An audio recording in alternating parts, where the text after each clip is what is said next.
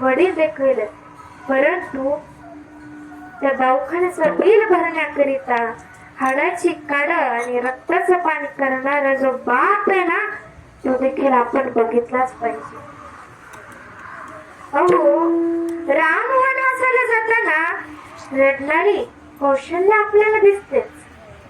राम वनवासाला जाताना रडणारी कौशल्य आपल्याला दिसतेच, परंतु राम राम राम म्हणून जीव त्यागणारा पण दशरथ कोणी बघितलाय का? तर नाही.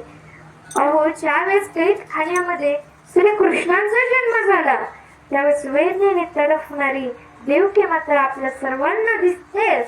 खरंच तिला देखील खूप त्रास झाला, परंतु माझ्या कृष्णाला काही होऊ नये. बाहेर मुसळधार पाऊस चालू, विजेचा कडकडाट चालू, मुसळधार वारा सुटलाय, नदीला पूर आलाय, व माझ्या कृष्णाला काही होऊ नये म्हणून आपल्या प्राण्याची चिंता न करता जे यमुनेतून नाकातोंडापर्यंत पाणी आलं तरी जातात ते वासुदेव कोणी बघितलं का? अहो, वडील देखील खूप श्रेष्ठ आहेत, पण त्याचप्रमाणे आई देखील खूप श्रेष्ठ आहे. अहो,